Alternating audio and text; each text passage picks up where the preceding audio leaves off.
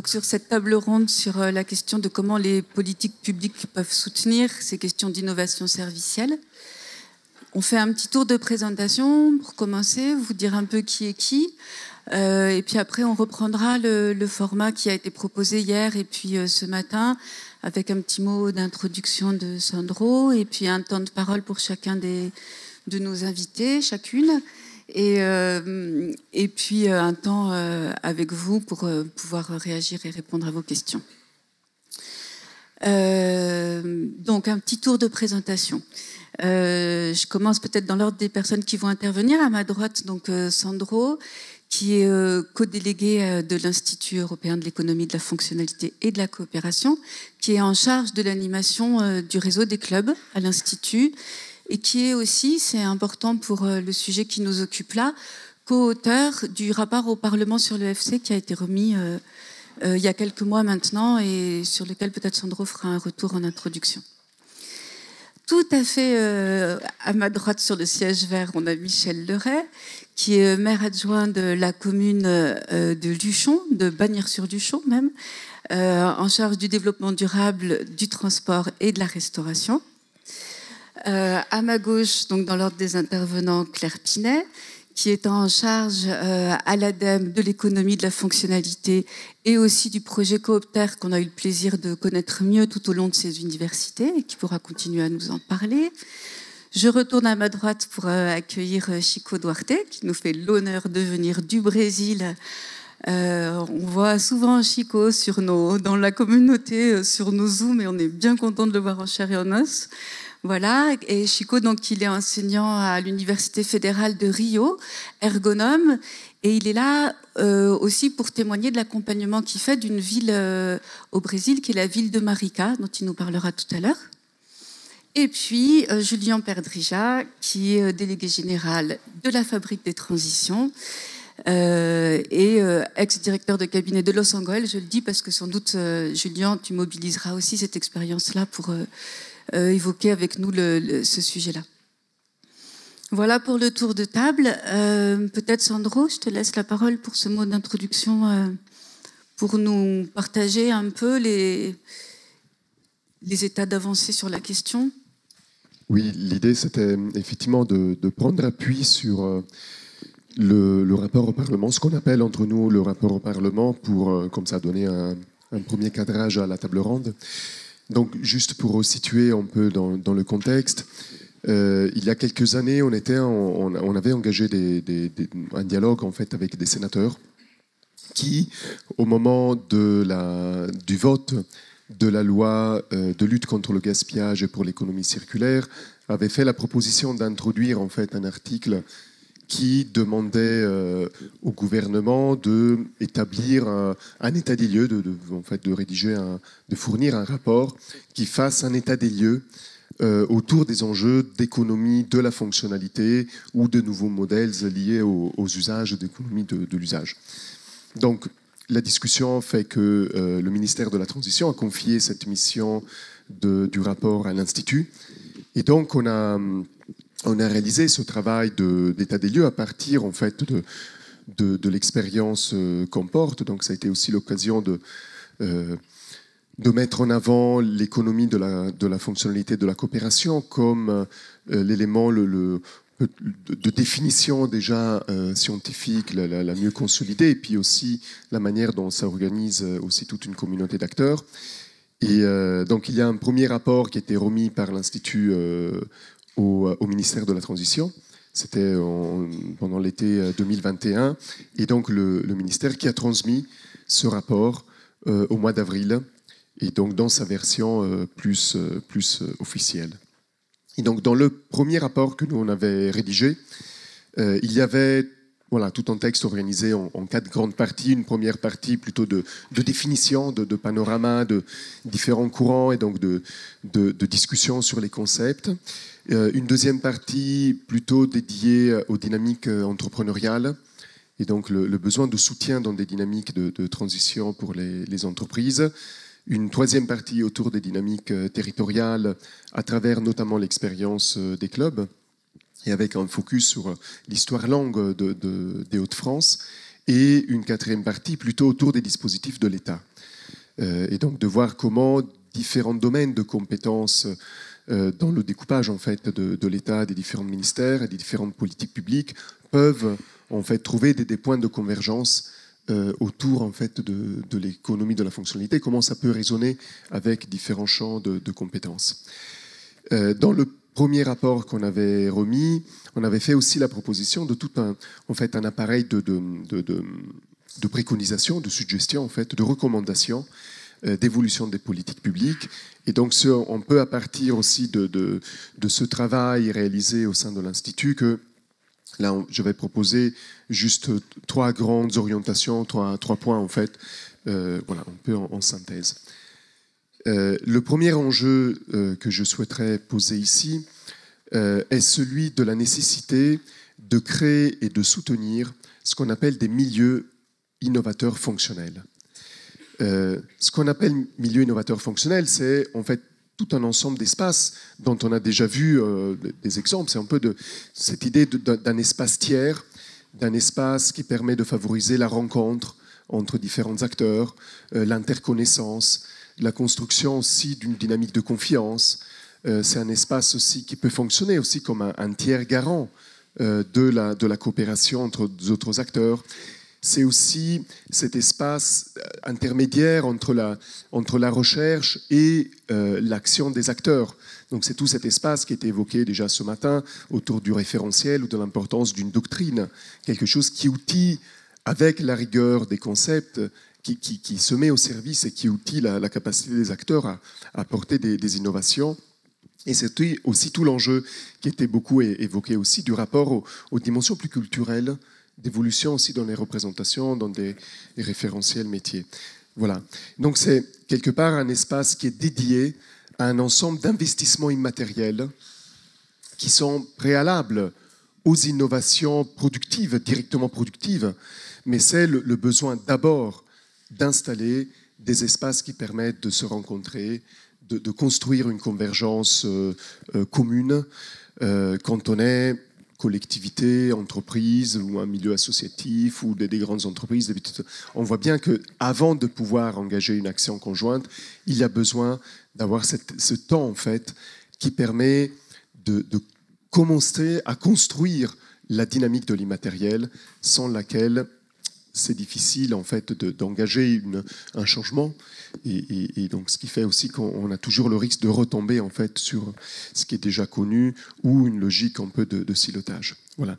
Donc là, ça pose en fait cette nécessité d'avoir une double logique d'investissement et d'aide à l'investissement, à la fois dans des actions très concrètes, entrepreneuriales ou de différents acteurs pour expérimenter et avoir des actions pilotes en fait, et parallèlement aussi le besoin de développer, donc d'investir, de penser aussi l'investissement dans des espaces tiers qui permettent en fait d'accompagner les acteurs, d'avoir des espaces aussi de réflexivité, d'apprentissage entre de médiation et d'intermédiation entre les différents acteurs.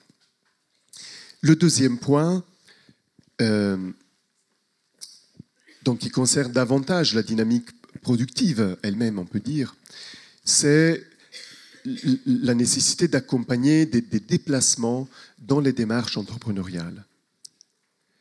Et donc c'est la figure qu'aujourd'hui prend le nom d'écosystème coopératif territorialisé comme nouvelle perspective de penser des systèmes productifs dans un sens en fait de favorisant des dynamiques servicielles et territoriales. Donc ça répond en fait à la fois des enjeux de relocalisation, de redonner une importance à la proximité entre les différents acteurs et donc avec tous les enjeux d'ancrage territorial, le besoin aussi de faire évoluer conjointement des nouveaux modes de production avec aussi des nouveaux modes de consommation. Et on voit bien en fait qu'un acteur tout seul ne peut pas bouger si ses interlocuteurs, son écosystème ne se mettent pas aussi en mouvement avec lui. Donc c'est cette dimension écosystémique qui a besoin aussi de se mettre en chemin, de se mettre en dynamique collectivement. Et donc c'est aussi la manière de penser la relation entre une dimension, on peut dire, strictement économique liée à la production, avec la manière dont, dans l'économie, se jouent aussi des enjeux sociétaux, l'attention aux externalités territoriales, environnementales, sociales, mais la manière encore plus de profiter de toute la ressource liée à l'histoire, liée aux traditions, liée à tous les réseaux d'acteurs qui sont présents. Donc la manière aussi d'engager plus largement une attention en fait à des dimensions plus territoriales, et donc la manière dont un projet de développement économique devient aussi un projet de développement sociétal, de progrès social, voilà, réinvesti d'une autre façon.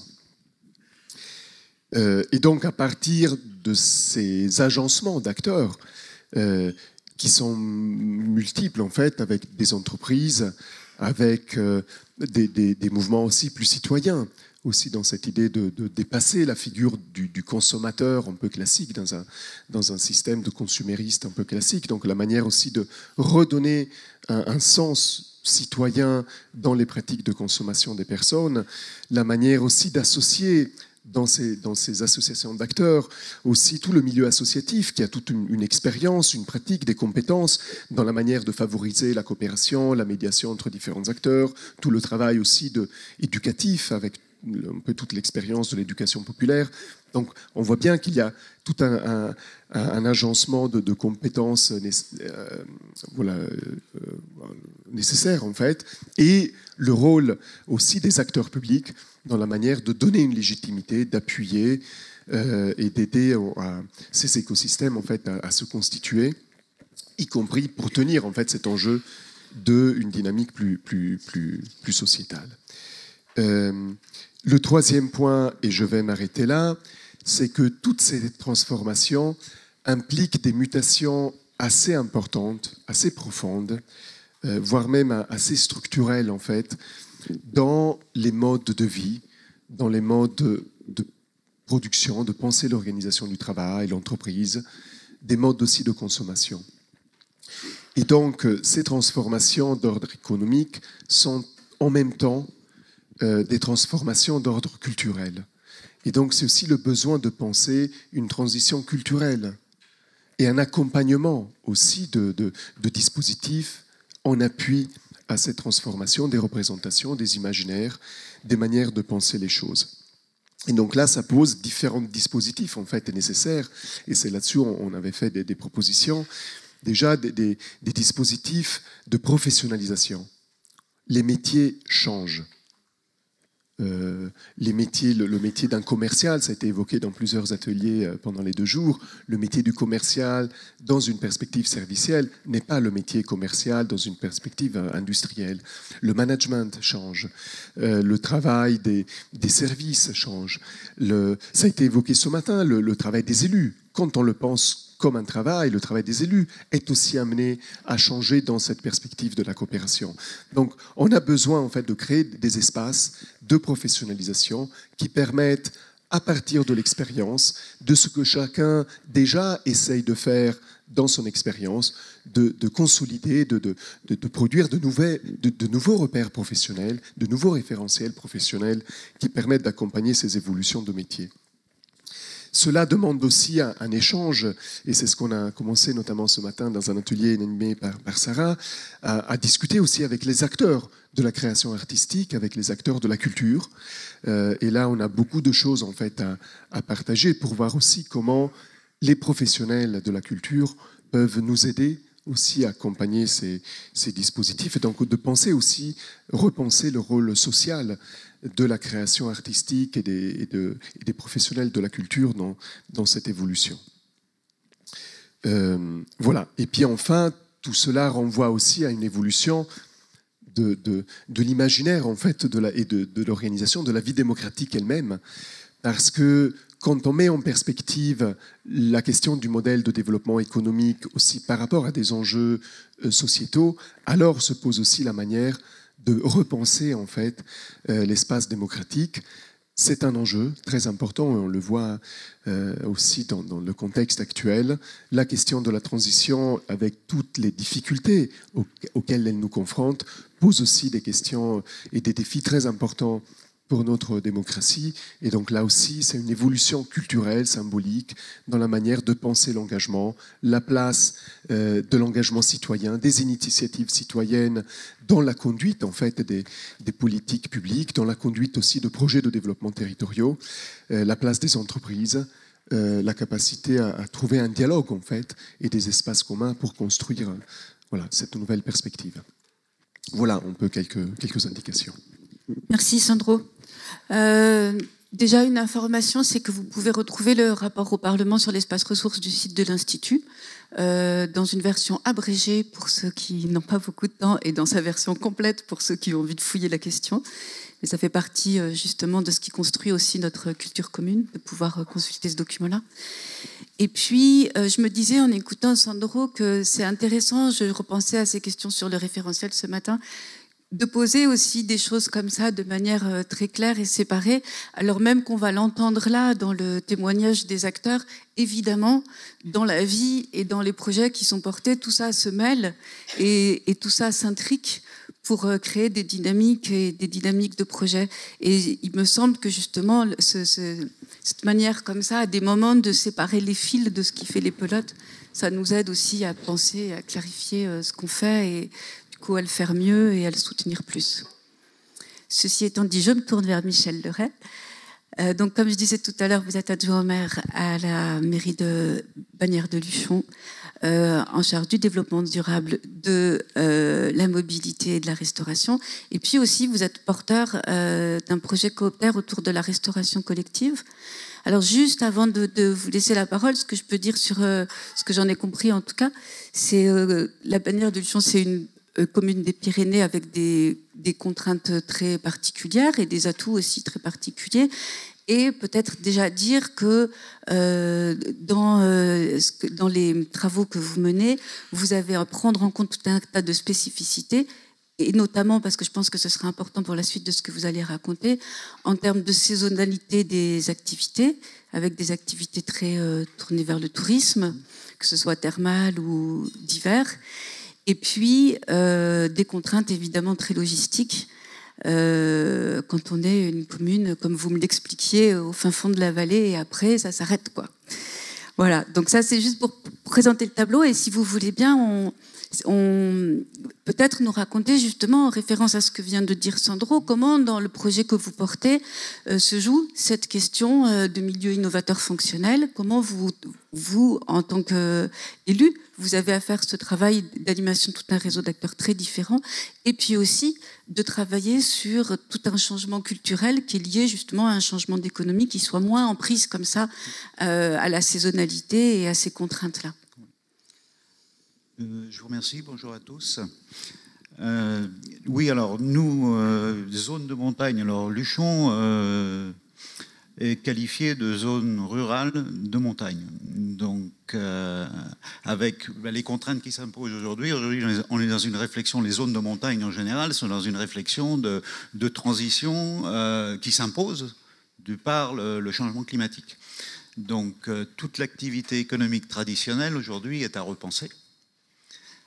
Donc aujourd'hui, il n'a jamais été plus présent le sujet. Aujourd'hui, je participais il y a quelques semaines à un panel d'études où Luchon était pris comme exemple sur comment les zones de montagne, les stations de montagne vont effectuer leur transition vers un tourisme 4 saisons. Puisqu'aujourd'hui, nous, on l'a vu 2 années de suite, on ne sait pas si à Noël, il y aura de la neige. Donc, qu'est-ce qu'on fait ? Qu'est-ce qu'on propose aux touristes quand ils viennent à la montagne pour skier et qu'il n'y a pas de neige? Donc ça oblige les zones de montagne à réfléchir autour de quelle est leur offre, quelle doit être leur offre pour maintenir leur clientèle touristique. Bon, Luchon a l'avantage, un autre, c'est d'avoir le thermalisme, donc on marche sur 2 jambes, mais effectivement, le facteur de saisonnalité reste très, très fort. Aujourd'hui, la majorité des emplois sont des emplois saisonniers, donc avec une période de creux. Donc, pour en venir alors au projet d'Écopole, en fait, c'est il est né d'un constat, c'est-à-dire qu'on avait une demande existante sur place qui était diffuse, puisqu'on a 3 établissements, 3 cuisines centrales qui fournissent de la restauration collective et qui travaillent chacun de leur côté, alors qu'on est un territoire isolé, en fond de vallée, où les coûts logistiques ne sont pas négligeables. Donc l'idée a été de réfléchir comment est-ce qu'on pouvait faire travailler tout le monde ensemble dans un territoire qui est physiquement très délimité. On parlait d'écosystème coopératif territorial. Là, le territoire, on sait où il s'arrête. Donc on est très dépendant des routes d'approvisionnement, puisqu'on n'a qu'une route qui mène au fond de la vallée. Donc, nous, on a mené j'ai commencé à mener une réflexion sur la résilience du territoire. C'est-à-dire, on constate qu'il y a une fragilité. Bon, nous, on l'a vu avec l'épisode des Gilets jaunes et ensuite le confinement, que le territoire est très fragile au niveau de l'approvisionnement alimentaire. Donc, ce qui peut paraître un avantage en période d'abondance, et que quand les commerces vous disent nous sommes approvisionnés quotidiennement en légumes frais, l'inverse, la proposition peut se retourner, c'est que si quotidiennement l'approvisionnement n'arrive pas, qu'est-ce qu'on a comme garde-fou à offrir à la population ? Donc aujourd'hui, cette écopole, en fait, est le fruit de cette réflexion sur comment est-ce qu'on sécurise l'approvisionnement alimentaire des populations en s'appuyant sur une demande aujourd'hui existante qui permet d'exploiter localement, donc en réduisant une empreinte carbone, les activités agricoles qui existent déjà, donc qui sont l'élevage, et comment faire profiter à d'autres acteurs qui sont aujourd'hui ne sont pas présents, donc qui sont à attirer, notamment dans le maraîchage, puisqu'on a un déficit structurel de maraîchage sur le territoire, mais par contre on a une demande qui est à satisfaire. Donc il y a d'un côté ce volet sécurité de la population, qui est un sujet qui a été abordé au Sénat. Donc aujourd'hui, c'est un sujet qui devient récurrent. Aujourd'hui, il y a même une réflexion à savoir si la sécurité alimentaire des populations n'est pas à inscrire dans le plan communal de sauvegarde. Donc il y a certaines communes qui ont déjà franchi le pas, mais le risque aujourd'hui n'est pas négligeable avec les changements climatiques, l'instabilité du climat, la fluctuation des productions agricoles. Aujourd'hui, c'est un élément, on parlait de construire la démarche en marchant. Aujourd'hui, c'est effectivement ce qu'on est amené à faire en matière d'alimentation. Parce qu'aujourd'hui, si ma mémoire est bonne, en termes de production alimentaire, seul 2% de la production alimentaire est consommée sur le lieu où elle est produite. Donc ça veut dire qu'on produit localement, on exporte et on réimporte. Donc l'impact sur l'empreinte carbone déjà n'est pas négligeable. Donc travailler et prêcher pour une résilience des territoires où on satisfait d'abord les besoins locaux et après on peut éventuellement déplacer les surplus, pour nous fait sens. Et du coup, comment vous, en tant que municipalité, vous prenez en charge, parce qu'on entend bien qu'il y a des besoins, oui. Qu'il y a une demande dont vous dites qu'elle est diffuse et qu'il n'y a pas assez de terre pour le maraîchage. Donc, comment vous créez la synergie qui va permettre, entre tous ces différents acteurs qui sont nombreux, qui peut éventuellement permettre de répondre à cette demande, à ce besoin ? Alors, le constat fait, on est allé regarder s'il n'y avait pas eu d'autres expériences menées ailleurs pour résoudre ce type de problème. Donc, l'expérience qu'on a trouvée, c'est celle de la commune de Moinsartou dans les Alpes-Maritimes, qui, elle, a fait le constat lors de la vache folle. La crise de la vache folle, donc ils ont entamé une démarche de régie agricole municipale où ils ont affecter des terres agricoles à la production maraîchère pour approvisionner donc les différentes cantines scolaires. On est allé, donc j'ai emmené des élus, le maire, des gestionnaires de cuisine centrale, visiter, donc rendre visite à cet exemple et essayer de s'en inspirer. Donc nous, on a fait en rentrant, on a dit, bon, on va adopter un modèle similaire.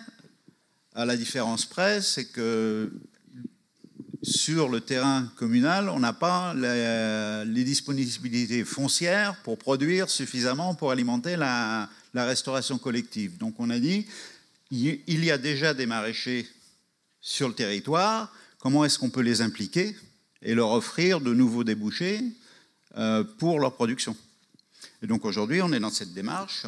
Cette semaine, on envisage de convoquer tous les acteurs potentiels de l'écopole, à savoir les éleveurs, les maraîchers, les cuisiniers, les responsables de la gestion des cuisines centrales et les tiers-lieux, puisqu'on envisage également de faire de la pédagogie autour de bien se nourrir, du bien manger. Donc on en parlait il n'y a pas plus tard que le dernier atelier. La crise du Covid a fait comprendre à des gens qu'en fait, mal se nourrir était un facteur de fragilité face à des agressions pandémiques. Donc aujourd'hui, il y a une prise de conscience. On essaye de s'appuyer sur cette prise de conscience pour favoriser un projet autour du bien manger localement et d'impliquer aussi une réduction de l'empreinte carbone, une optimisation de tous les... Pour nous, optimiser l'empreinte carbone, c'est aussi réduire les coûts. Puisque comme on est extrêmement excentré, il y a beaucoup de contraintes pour, ne serait-ce que la restauration touristique. Lorsqu'ils doivent passer une commande, on leur impose des quantités minimum, parce que quand on vient à Luchon, on ne va pas ailleurs. Donc systématiquement, on fait un retour à vide. Donc ça a un impact sur les coûts. Et le fait de pouvoir produire localement et offrir une offre locale, ça a deux avantages. C'est que ça a une réduction des coûts, mais ça a aussi un argument d'attractivité. C'est qu'aujourd'hui, consommer localement et bio en l'occurrence, ou au moins raisonné, ça a un facteur d'attractivité pour les touristes. Ouais.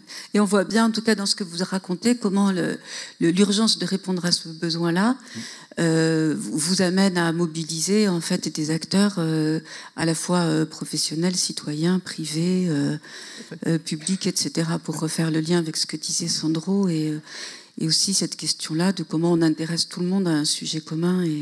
Voilà. Et donc le projet Coopère tombait à point parce qu'en fait nous, ça nous fournit une méthodologie pour justement créer du lien et de la coopération entre ces différents acteurs, qui pour l'instant n'ont aucun... Donc on n'a pas à défaire, puisqu'il n'y a pas de coopération. Donc ça permet de construire sans avoir en créant de bonnes habitudes et pas avoir à défaire de mauvaises. Ouais. Et puisque vous faites le lien avec Coopter, merci. Je vais en profiter pour me tourner vers Claire aussitôt. Merci beaucoup, Michel. On continuera avec vos questions, bien sûr, à approfondir toutes ces questions-là. Et Claire, donc, par rapport au projet Coopter, comment vous organisez ces espaces à la fois de rencontres, d'interconnaissance, de construction, avec peut-être la particularité de ce programme de penser les choses à la fois pour pouvoir être partagées largement au-delà des expériences qui sont menées, et puis de penser aussi une durée, en fait, et d'avoir comme ça, avec ce programme très particulier, une vision dans le temps et dans le temps long. Oui, bonjour à tous. Donc Claire Pinet de l'ADEME. Oui, donc le programme Coopter, c'est Territoire de services et de coopération, qui a été lancé en 2020. Donc un programme ADEME en partenariat avec Atimis. Et donc voilà, il y a le projet de Luchon qui est accompagné dans ce programme Coopter. Donc l'idée, c'est d'accompagner plusieurs projets. Maintenant, on va en avoir 25 avec la nouvelle vague là, de cette année. Et l'idée, c'est de monter des écosystèmes coopératifs territorialisés. Donc là, on voit bien l'exemple. Donc c'est du multi-acteur autour d'enjeux de territoire. Et en l'occurrence, pour Luchon, c'est un enjeu d'alimentation durable, de proximité, du bien manger, du bien vivre alimentaire. Donc on a plusieurs projets comme ça. On en a plusieurs sur l'alimentation, d'autres sur la mobilité, l'habitat, le jouet, le tourisme, enfin, voilà, tout ce qui tourne autour ce qu'on appelle des grandes fonctionnalités de la vie. Donc ce programme, voilà, alors c'est le thème de la table ronde, c'est l'innovation de politique publique. Alors pour nous, l'ADEME, ce programme est innovant dans le sens où on soutient des dynamiques territoriales d'un côté, mais aussi on associe de la recherche. Donc on couple les deux, ce qui n'est pas toujours le cas. Même, je dois dire, jamais le cas. Donc d'un côté, souvent, on aide les acteurs des territoires, puis de l'autre, on fait de la recherche. Donc il n'y a pas de lien entre le théorique et puis le pratique. Donc là, ce programme est un peu une innovation au sein de l'agence, en termes de politique, pour justement lier les deux, et que la recherche soit au service des acteurs, et les acteurs permettent d'alimenter aussi la recherche en connaissances nouvelles.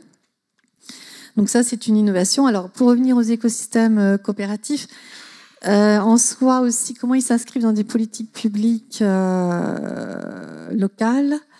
Alors, nous, on soutient pas mal les plans, des plans... Par exemple, les PCAET, alors maintenant c'est réglementaire, mais voilà, il y a les PCAET, les projets alimentaires territoriaux, les plans de biodiversité, bon ça c'est pas l'ADEME, enfin voilà, c'est de l'environnement, des plans mobilité, plans vélo, etc. Donc il y a une multitude de plans, souvent un empilement au niveau des collectivités. Mais enfin, voilà, donc là, on voit que c'est un mode d'action des politiques publiques et en fait, le soutien aux écosystèmes coopératifs territorialisés, je dois dire, finalement, ça peut s'inscrire finalement, ou peut-être un appui finalement à la mise en œuvre de plans, par exemple des projets alimentaires territoriaux, c'est-à-dire que en travaillant, en accompagnant ces innovations servicielles et territoriales, ça peut, sur des actions particulières des plans, ça peut, voilà, ça peut être un appui, une ressource en tout cas, un mode d'action possible pour la mise en œuvre de ces plans. Cela dit, il y a quand même un questionnement parce que, par exemple, sur les projets alimentaires territoriaux, il faut que les plans puissent accueillir ces écosystèmes, ces innovations territoriales et servicielles dans les types d'actions. Par exemple, si le plan scinde d'un côté le mode de production, les agriculteurs, puis la transformation, puis la distribution, puis la consommation, et qu'il y a des actions particulières sur chacun des maillons, là, en fait, on est sur presque des reproductions d'un modèle industriel, quoi, et qui se reproduit finalement dans les politiques publiques. Donc, si c'est ça, c'est pas hyper accueillant pour mettre en place l'innovation servicielle et territoriale telle qu'on la pense, c'est-à-dire à partir des usages, repartir des pratiques, et que du coup, l'idée, c'est quand même de bien mettre en accord, comme vous l'avez dit, M. Leray, les agriculteurs, les distributeurs, les usagers, les mangeurs, ensemble pour essayer de trouver des solutions communes. Voilà, ça c'est un premier questionnement. Donc ça, c'était le premier point. Alors le deuxième point, c'est après, dans ces écosystèmes coopératifs territorialisés, on est souvent dans le programme Coopter sur des démarches entrepreneuriales. En fait, on est... le FC, c'est un modèle économique d'entreprise, donc on le raisonne comme ça. Mais l'acteur public, en fait, a son rôle à jouer dans ces écosystèmes coopératifs territorialisés. Alors pourquoi ? Enfin, la collectivité, c'est aussi un acteur économique. C'est un acteur qui délivre des services. Et puis, c'est un acteur qui est intéressé par la création de la valeur, de la valeur territoriale en tant que telle.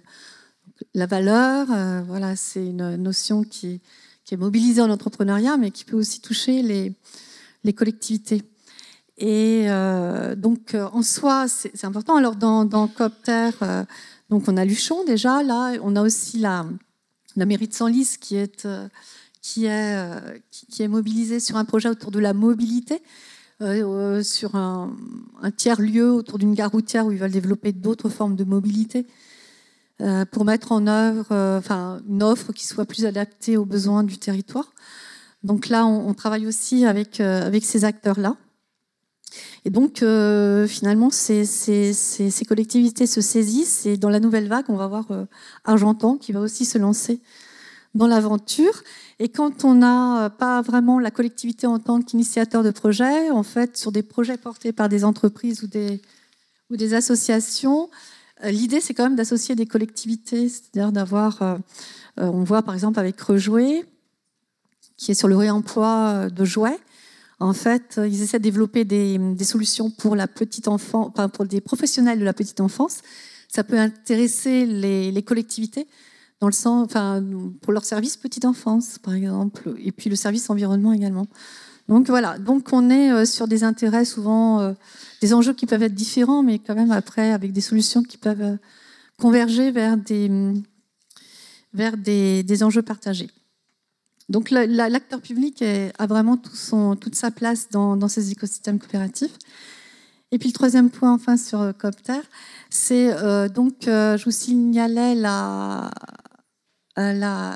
l'innovation qui était de rassembler la recherche et les dynamiques territoriales. Et de fait, pour faire ce lien, il y a une communauté des accompagnateurs. Donc ça, c'est un point très important parce que c'est compliqué en fait d'avoir une accessibilité de la recherche théorique pour les acteurs des territoires. Et donc les accompagnateurs sont là pour faire ce rôle ce pont finalement entre ces deux mondes. Et alors il faut trouver, ils sont passeurs, facilitateurs, médiateurs. Donc ils ont vraiment un rôle très précieux et très, très, très difficile, je trouve, de passage, de relais entre tout ça. Et donc ça, c'est important. On a discuté ce matin de la professionnalisation, donc là, ça fait écho à tout ça. Et donc on a mis en place dans Coopter une communauté des accompagnateurs, qui est une professionnalisation de ces accompagnateurs, avec des ateliers de retour d'expérience. Et dans la suite, donc, on va consolider tout ça et créer aussi beaucoup plus de liens entre les chercheurs et les accompagnateurs, les chercheurs et les pilotes, autour vraiment de projets concrets pour mettre en œuvre, identifier les problématiques des acteurs de terrain et d'identifier les problématiques de recherche. Donc, on voit qu'il y a des croisements importants à faire et que les accompagnateurs sont aussi là pour jouer un rôle dans ce croisement-là. Voilà. Donc, différents éclairages sur les politiques publiques, en tout cas à travers Coopter. Merci Claire. Et peut-être juste rapidement, mais puisque donc là, vous parlez des différents acteurs et de comment vous travaillez au sein de Coopter, la rencontre entre les communautés d'accompagnateurs, de chercheurs, d'acteurs. Peut-être un mot sur le dispositif national aussi, qui est novateur. Oui, ce dispositif, alors voilà, donc les projets sont accompagnés par les directions régionales de l'ADEME. Donc là, c'est important parce que du coup, il y a une proximité en fait de l'agence avec les territoires et donc au plus près des acteurs. Mais par contre, c'est vrai que le dispositif est national dans le sens où voilà, on coordonne l'ensemble de cette mise en œuvre territoriale. Et puis parce que justement, les communautés, elles sont à un niveau national. La communauté d'accompagnateurs, c'est animé au niveau national, donc c'est regroupé, hein, c'est pas une animation régionale. Et puis la communauté de recherche qui est animée par Christian Dutertre, elle est aussi nationale, voilà. Mais on est toujours dans ce va-et-vient entre les territoires et puis les nationales. Vous voyez, il faut quand même une articulation. Donc ça, c'est hyper important. Et donc ça, c'est un dispositif national articulé au régional. Mais ce que je voudrais signaler, qui a été présenté hier, il y a aussi des dispositifs régionaux. Donc ma collègue Cécile Colson avait présenté le dispositif qui était très adapté aussi à sa spécificité régionale en misant sur les acteurs régionaux. Et le dispositif Coopter peut-être semblait moins adapté pour elle, mais elle a mis en œuvre elle est en train de travailler sur un nouveau un dispositif qui est très adapté à son territoire et donc qui se fait dans la même dynamique que Copter. Et on est dans la même direction, mais on voit qu'il y a différents moyens, finalement, différents dispositifs pour aller dans la même direction et qu'il faut surtout être pertinent par rapport aux dispositifs qu'on met en place. La dynamique nationale permet de créer une dynamique globale dans différents territoires où ce n'est pas forcément évident d'y aller. Et puis, si des régions sont prêtes à y aller d'une certaine forme, avec une spécificité, c'est super. Il faut les encourager et ça vient compléter, ça vient s'enrichir, tout ça. Voilà. Merci beaucoup. Chico, je sais qu'il y a beaucoup de choses qui vous parlent dans ce qui a été dit, à la fois du côté de Luchon, avec ces questions de contraintes qui provoquent des transformations, par rapport à ce que vous vivez avec Marika et que vous allez nous raconter dans le rapport aussi à l'industrie du pétrole, comment ça provoque aussi des contraintes quand à un moment on envisage que ça pourrait bien s'arrêter ou s'essouffler. Et puis aussi dans tout ce qui vient d'être dit sur l'articulation entre la recherche et les acteurs, parce que vous m'en disiez un mot aussi tout à l'heure avant qu'on commence cette table ronde. Donc si vous voulez bien nous raconter déjà en quelques mots Marika, et puis essayer de tisser les liens à la fois dans ce qui ressemble et puis dans ce qui ressemble pas, puisque bien sûr il y a plein de choses aussi très différentes, et notamment dans les jeux d'acteurs, si j'ai bien compris. Allô, bonjour à tous. D'abord, je voudrais remercier Sandro pour l'invitation. C'est un plaisir d'être ici et d'échanger avec vous autour de l'économie de la fonctionnalité de la coopération. Bon, c'est vrai, on vient de commencer un projet d'un écosystème de bien vivre alimentaire aussi, inspiré dans des exemples ici en France. Dominique Ress et Timothée, on a discuté pas mal avec eux, on a fait des entretiens, etc. Peut-être on précise pour ceux qui ne savent pas du réseau Cocagne. Donc Dominique Ress, qui est le président du réseau Cocagne, et Timothée Huc, qui est le directeur d'un des jardins de Cocagne. Voilà, merci. Donc on a commencé avec un séminaire qui Christian était présent, c'était les juin. Et après, on a fait un forum, une discussion dans la communauté de Marika. Donc, Sandro était là aussi. Mais je voudrais souligner 3 points. D'abord, bon, depuis que je suis arrivé ici, Pascal m'a envoyé c'est un article qui a été publié dans Le Monde international le 15 septembre. Sur la ville de Marika. Dans Le Monde, d'accord. Bon, et dans cet article, le titre parlait de la ville de Marika comme un laboratoire social du Parti des travailleurs, du Parti de Lula.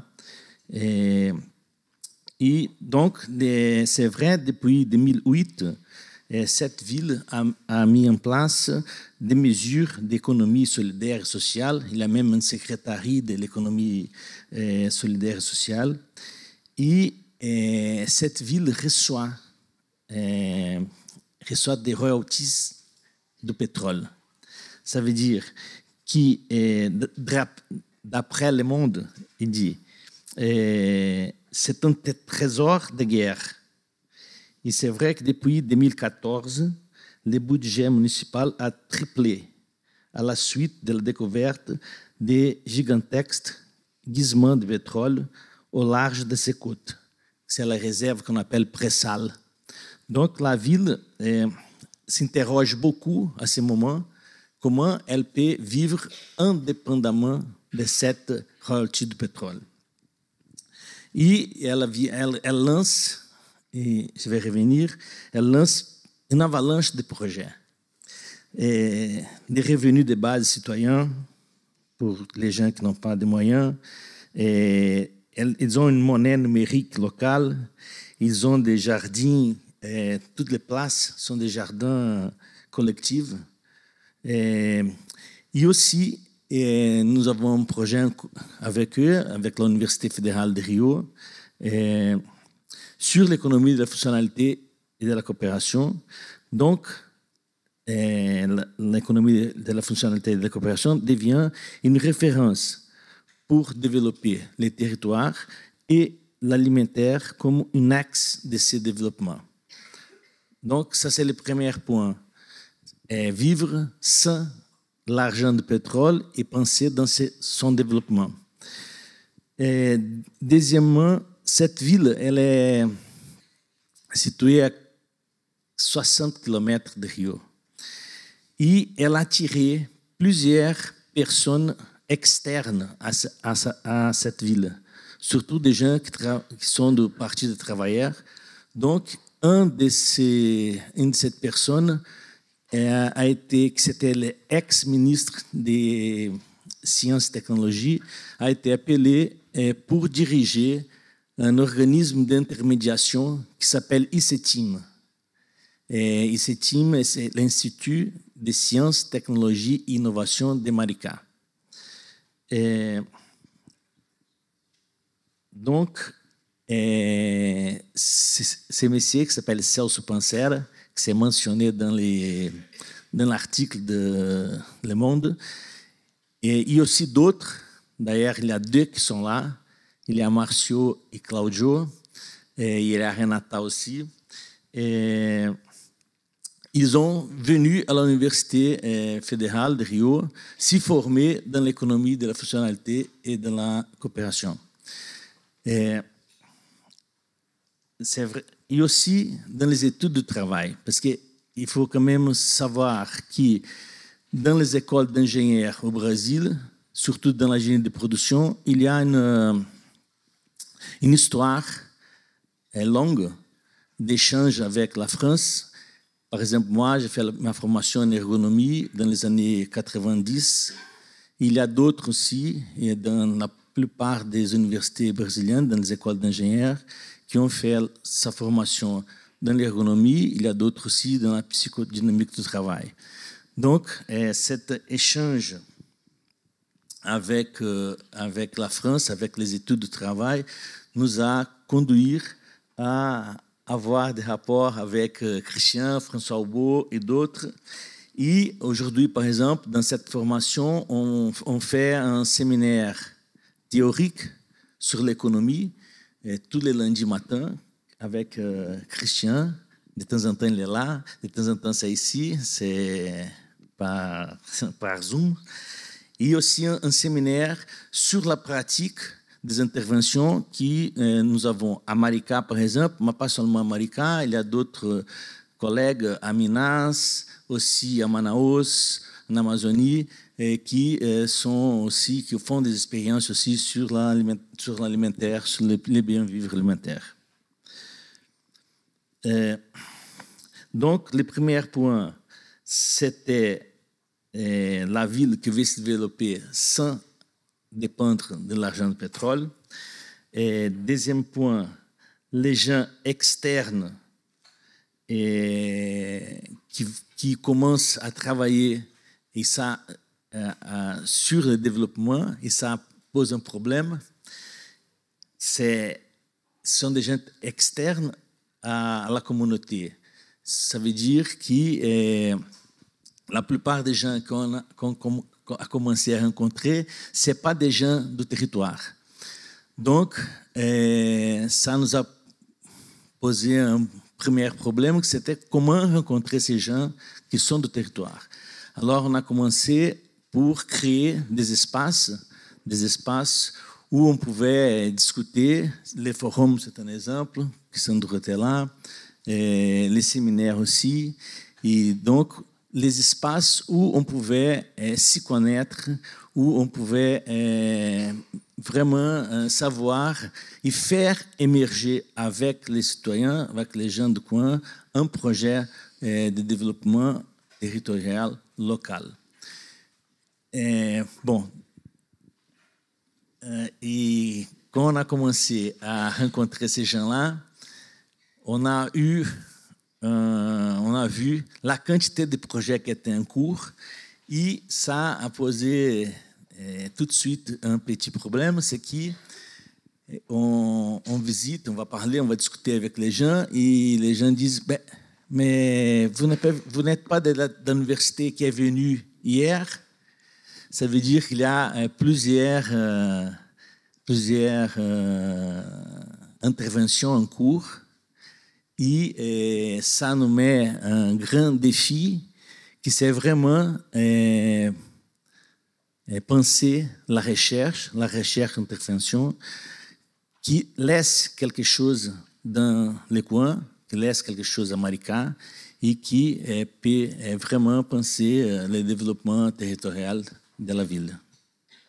Voilà, je crois que ce sont les 3 points. Ouais, juste une toute petite question avant de passer la parole à Julien. C'était intéressant comme vous présentez cette chose-là, que vous arrivez comme des personnes extérieures qui créent des espaces, et finalement qui créent des espaces où, vous me disiez tout à l'heure, il y a des gens qui se rencontrent, qui en fait ne se connaissaient pas avant que vous, comme extérieur, arriviez dedans. Et comment vous jouez un rôle de tiers en fait là-dedans, avec cet enjeu que vous dites de ne pas être une étude en plus, mais d'être un apport extérieur qui fait avancer réellement l'action pour la ville de Maricá en développement, quoi.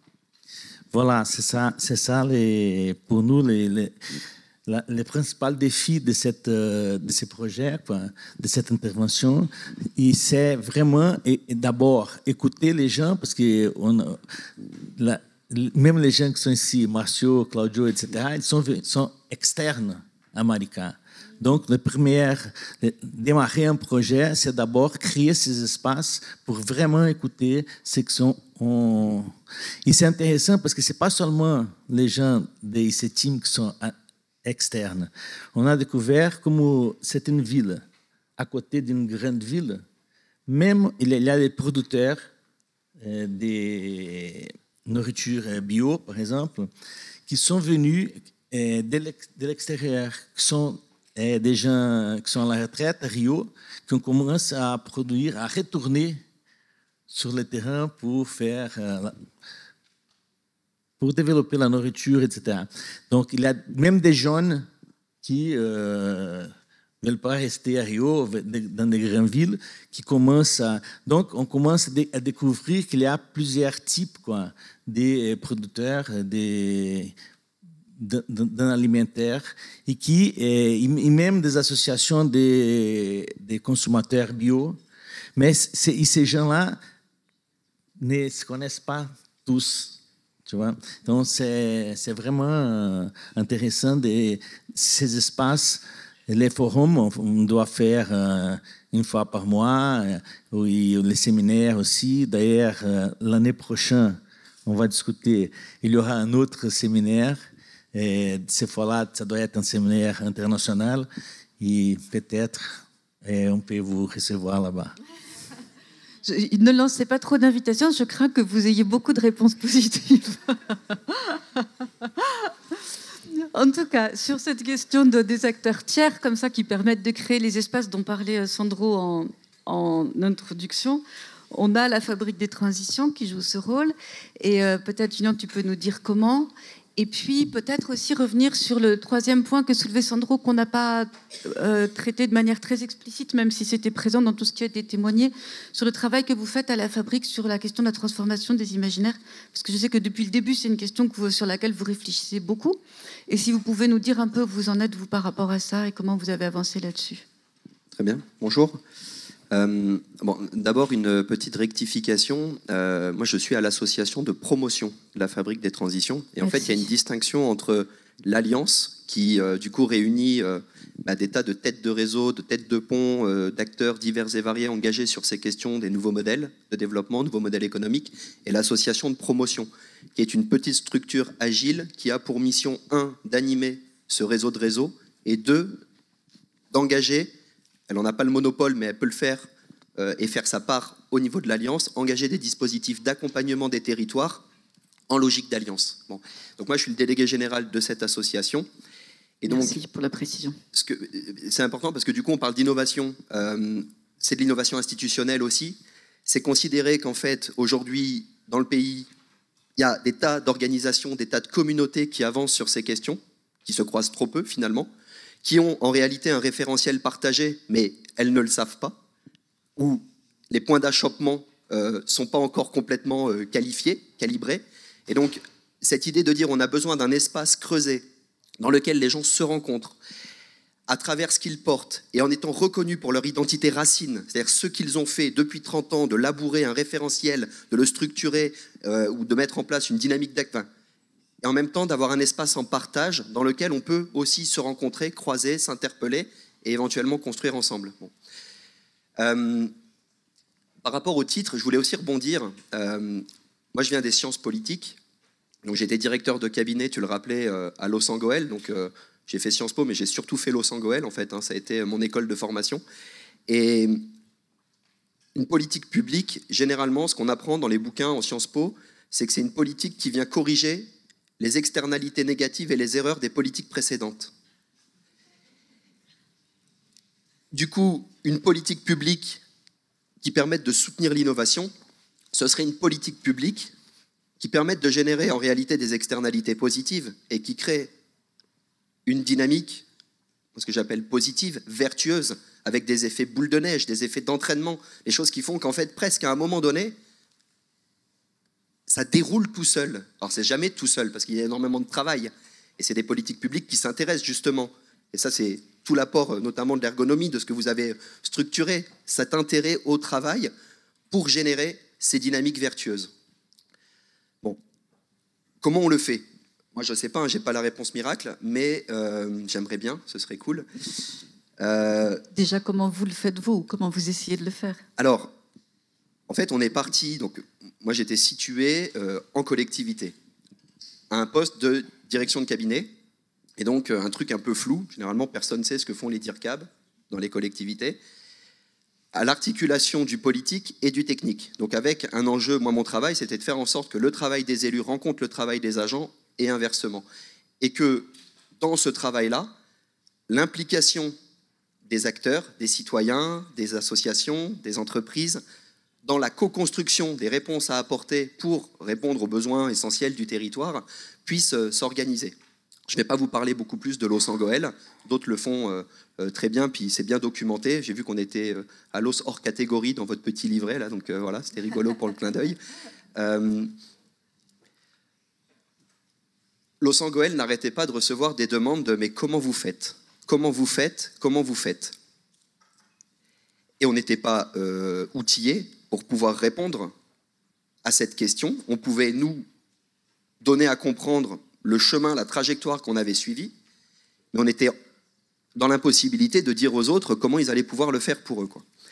Et donc, en fait, on s'est intéressé à d'autres territoires que celui de Los Angeles.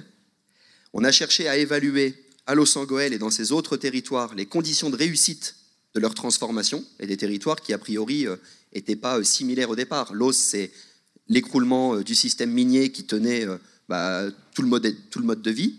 Grande-Sainte, c'est les ouvriers, la métallurgie, et donc une trajectoire qui est orientée sur l'industrie aussi, mais qui cherchait à répondre à d'autres problématiques, parce que il reste de la métallurgie, et la mine ne s'est pas écroulée comme à Los Angeles, à Grande-Sainte. Malonné, donc des villes de moins de 20 000 habitants au départ. Du côté de Rouen, petite ville périurbaine, pas de problème, mais une capacité à anticiper l'évolution du prix de l'énergie. D'ailleurs, Malonné aujourd'hui passe sur toutes les télés, dans toutes les radios, parce qu'en fait, ils expliquent qu'ils ont anticipé cette crise, ils ont travaillé sur les coûts évités en investissant du coup dans de la transition énergétique, et aujourd'hui, du coup, ils s'en sortent beaucoup mieux que d'autres. Et Le Mené, j'en dis pas beaucoup plus, mais 50 ans de développement local sur Le Mené ne veut pas mourir, comment on met en place une démarche, et Le Mené a inventé la dynamique des territoires à énergie positive et a structuré beaucoup de choses là où ils sont. Bon.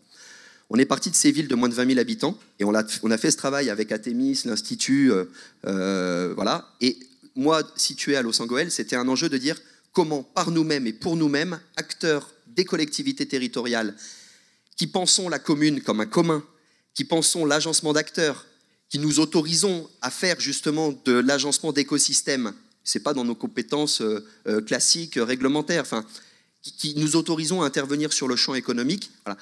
Comment on en est arrivé là? Et donc on a été chercher en fait ce qu'on a appelé les principes directeurs, les invariants.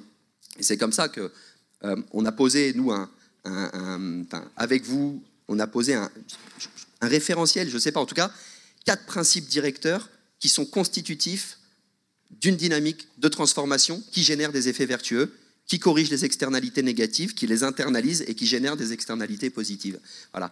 Et la fabrique des transitions émerge de ça, c'est-à-dire de cet atelier Ville-Pair territoire pilote. Il ne suffit pas de poser des fondamentaux, des principes directeurs. Il faut aussi pouvoir les appliquer dans des écosystèmes d'acteurs. Et je vais arriver du coup sur la question culturelle après.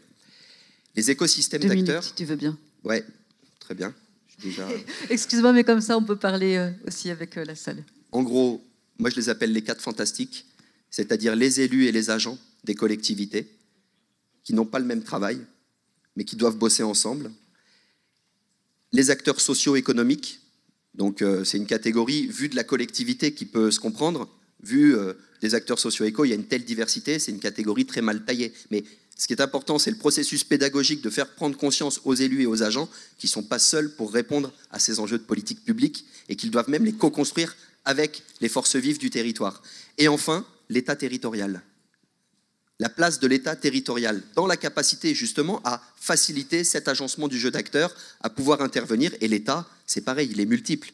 C'est la préfecture, c'est les agences de l'État, c'est les différentes directions territorialisées, etc. Donc, des fondamentaux appliqués à des écosystèmes d'acteurs. Et ensuite, ce qu'on pose, c'est effectivement cette question de l'imaginaire. En fait, la transition dans laquelle on est, c'est pas une transition... c'est pas des réponses technologiques en réalité qui viendront soutenir notre capacité à faire la transition. Alors, il y a des scénarios prospectifs de l'ADEME, d'ailleurs, c'est un des scénarios qui dit tout technologique. Ça pourrait l'être, mais en réalité, ça ne changerait rien aux problématiques, aux externalités négatives dans lesquelles on continue de tomber. Donc, en fait, on continuera à générer des problèmes. Donc, voilà, et je vais y venir. Et je vais y venir, un premier sur la sobriété, justement, et un deuxième sur la coopération. Voilà. Je pense que nous nous situons entre le premier et le deuxième. En tout cas, on pense que c'est à cet endroit-là que se jouent les choses. Et donc, si on veut les jouer dans ce scénario et qu'on fait le pari de la coopération, on fait le pari des imaginaires. Et donc, ça renvoie pour moi à la mise en récit. La mise en récit comme d'abord une capacité à comprendre que nous sommes victimes d'un récit dominant qui conditionne notre capacité à comprendre et à appréhender le monde. Celui qui dit qu'on va être heureux parce qu'on consomme ou qu'on voyage parce qu'on prend l'avion.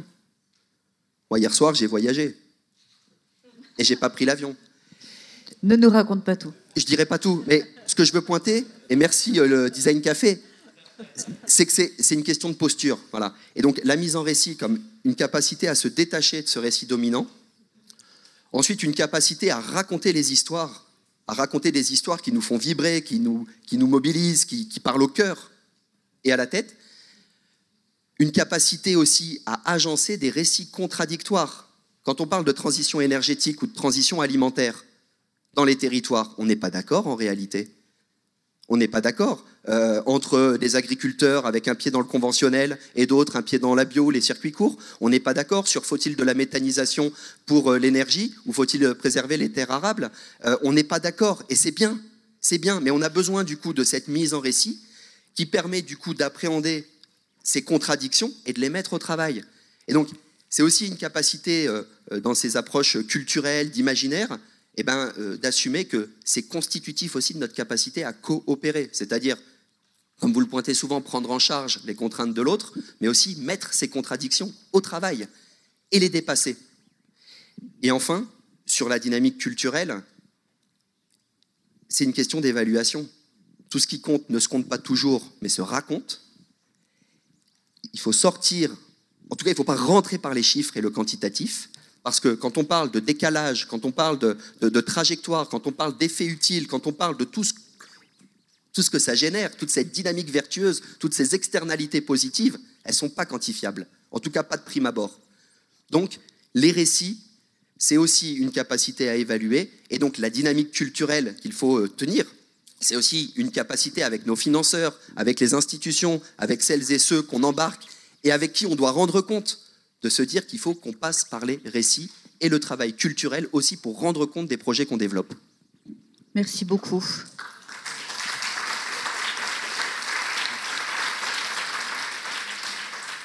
Merci beaucoup à tous les 5. Je vous propose maintenant de réagir à tout ce que vous venez d'entendre, ce qui donnera l'occasion à nos 5 invités de réagir eux-mêmes. Et juste en attendant, je vous donne aussi l'info que le référentiel Ville-Père-Territoire de la transition, pilote de la transition, est aussi sur le site de l'Institut dans l'espace ressources et que c'est très intéressant de le consulter.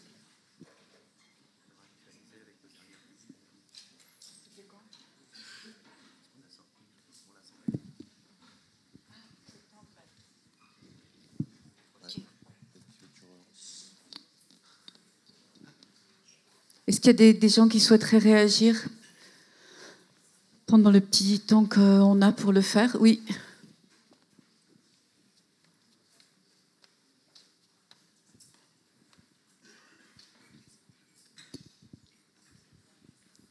Oui, bonjour, je suis Anne Mistral, donc responsable de l'Agence locale de l'énergie et du climat de Montreuil. Moi, j'ai une question par rapport à la toute dernière intervention sur les 4 fantastiques. Est-ce qu'il n'y en a pas un 5e qui me semble quand même oublié, qui est le citoyen? Et du coup, pourquoi il n'est pas cité? Justement, pour vous faire poser la question, parce qu'en réalité, c'est une armée de super-héros. Les 4 fantastiques, c'est juste de se dire, en fait, ensemble, on développe une super puissance d'agir. Et en fait, les citoyens, c'était aussi le pari qu'on a fait dans Ville-Père, territoire pilote, c'était de dire, quand on pose des dispositifs de ce type d'accompagnement, tel un parcours, tel cooptère, tel les parcours pilotes qu'on développe dans la fabrique, le citoyen, c'est qui le citoyen? Tout le monde est citoyen. Les citoyens, ils sont d'abord mobilisés sur des choses qui les concernent quand on s'adresse à eux de manière située. Sur des dispositifs comme ça, c'est un peu compliqué de faire venir monsieur, madame, tout le monde. Par contre, de faire venir des associations qui représentent finalement des citoyens, ou c'est pour ça acteurs socio-économiques, c'est vraiment à prendre de manière très très large. Et vous avez raison, il manque d'autres fantastiques. On pourrait dire la place de l'université, la place des chercheurs, on pourrait même dire la place des non-humains dans les fantastiques, et comment on travaille avec eux aussi à qualifier le bien-être dans les territoires, hein, les oiseaux. Enfin, donc, c'est pas pour répondre à côté, mais c'est pour dire en fait, ça a une vertu pédagogique, ce truc des 4 fantastiques. C'est pas un truc méthodologique. Si, forcément, parce que quand on fait aussi ces interventions, après, ça s'appelle la pédagogie, j'ai appris ça. En fait, c'est le pair à pair. C'est-à-dire que quand on a 4 fantastiques fois 10 territoires qu'on accompagne, on peut commencer à bosser sur la professionnalisation des élus.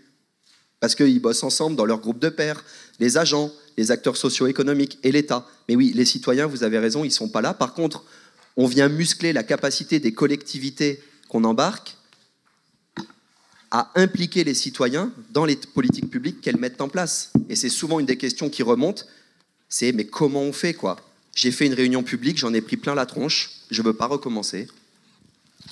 Ben oui. Et en même temps, il va falloir quand même recommencer. Donc voilà, comment on s'outille, comment on s'équipe pour pouvoir y aller. Et on a besoin à la fois du travail des élus, du travail des agents. Et après, j'arrête parce que je vais être trop long. Mais Los Angeles, on n'aurait pas été aussi... ce qu'on a développé à Los Angeles comme capacité à innover, à mettre en place des démarches, etc., c'est parce qu'on a mis en place des espaces réflexifs en interne qui impliquaient les agents et les élus et qui réfléchissaient ensemble à pourquoi c'était aussi compliqué quand on co-construit avec les acteurs extérieurs, avec les citoyens, et quand on les implique. Et c'était un vrai espace de professionnalisation. Donc ça, c'était les années, je crois début 2000, quelque chose comme ça. Donc voilà. C'est hyper important, l'implication citoyenne. Oui. Claire me dit qu'en effet, c'est long et c'est sur la durée, ce qu'on se disait tout à l'heure hors micro. Oui, Olivier. Oui, en lien avec ce que tu disais... Julien, c'est aussi, me semble-t-il, le rôle que jouent les clubs territoriaux, à la fois en soutien au politique public et en même temps comme dispositif institutionnel qui soutiennent la capacité de créer de la politique publique. Et je trouve que là aussi, il y a une innovation très utile. Et je ne vais pas déployer parce que tout le monde sait ce que c'est, mais je voulais juste soulever ça en ajout à tes 4 fantastiques et à cette armée de héros, si j'ai bien compris. Ouais, peut-être juste effectivement en complément et en vis-à-vis en fait par rapport à ce que tu viens de dire, parce que là on voit bien qu'effectivement c'est une position surtout d'accompagnement des acteurs, des collectivités.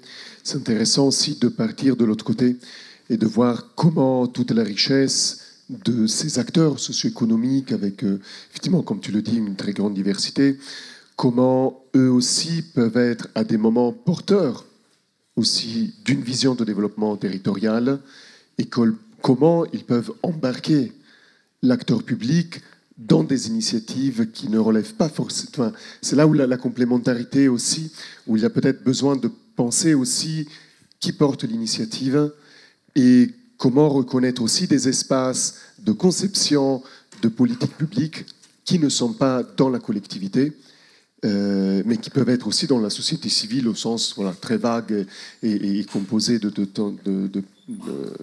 voilà. Et comment aussi la collectivité elle est en mesure de se laisser faire embarquer dans des initiatives qui ne lui appartiennent pas en premier, voilà, mais qu'elle peut aussi consentir à soutenir et à appuyer. Juste, sauf s'il y a quelqu'un qui souhaiterait réagir dans la salle. Mais je ne te prive pas du micro. Juste en rebond, c'est au cœur de la problématique et derrière, c'est la posture des élus et des agents de ces collectivités pour accepter d'abord d'être à l'écoute. Généralement, mais les collectivités, quand elles interviennent, c'est souvent un élu et l'élu, il parle. Et comment on crée des espaces dans lesquels l'élu écoute? Mais sauf que ça pose la question vraiment du travail des élus, c'est-à-dire comment les élus se trouvent en situation avec une espèce de pression immense d'un côté, il faut répondre dans l'urgence, il y a toutes ces problématiques, donc en fait, puis on a été élus, donc on a des choses à faire. Et de l'autre côté, en fait, on est à poil et on ne sait pas comment répondre. Mais ils ne peuvent pas le dire comme ça. Donc, d'où l'importance des clubs et des espaces d'intermédiation pour justement arriver à poser ça et le faire avec les 4 fantastiques, ou peu importe comment on les appelle, mais le faire en vis-à-vis, en miroir, avec les agents, je pense que c'est important. Pour moi, ça pose même la question du coup de la démocratisation de ces processus dans les territoires. Où sont les chambres démocratiques, je ne sais pas si c'est des chambres, qui permettent de le faire? Est-ce que les clubs demain peuvent être un espace dans lequel ces différentes catégories d'acteurs, après avoir conscientisé, travaillé, cheminé ensemble sur leur point de vue collectif, est-ce qu'ils pourraient prendre des décisions ensemble à cet endroit-là? Et des décisions qui ne soient pas actées et enregistrées dans les chambres d'enregistrement que sont les espaces de la démocratie représentative aujourd'hui. Ils sont où les espaces de vraie délibération collective? Michel, est-ce que vous, depuis votre place d'élu, vous avez envie de réagir à ça, à comment tout ça, ça transforme aussi le travail des élus et comment votre travail à vous, il en est transformé? Alors, moi, j'ai pas le recul, c'est mon premier mandat. Donc voilà, et on est tous au conseil municipal, on est tous des bisous. Donc on en est tous à notre première expérience. Donc on découvre avec une ville qui est qui est soumise à des changements climatiques, là, du coup des externalités négatives, un héritage où il n'y a pas eu vraiment la transition de la ville n'a pas été préparée. Donc on a 15 ans où on était en roue libre, où on continuait à faire comme on avait toujours fait. Et aujourd'hui, le mur est là. Et on se dit, maintenant, il faut faire un virage à 90 degrés. Et comment est-ce qu'on le fait? Comment est-ce qu'on entraîne les gens? Parce que là, aujourd'hui, on est devant le mur et il faut changer. Il ne faut pas se dire, est-ce qu'on change? Non, on n'a pas le choix, il faut changer. Donc, comment est-ce qu'on embarque tout le monde? C'est un village de montagne, reclus, avec ses cultures, ses conflits générationnels, qui durent depuis des générations, les tensions entre vallées, entre familles, à tel point que ça fait 3 générations qu'on se fait la gueule, mais on ne sait plus pourquoi, mais on sait qu'on doit faire la gueule à un tel et à un tel.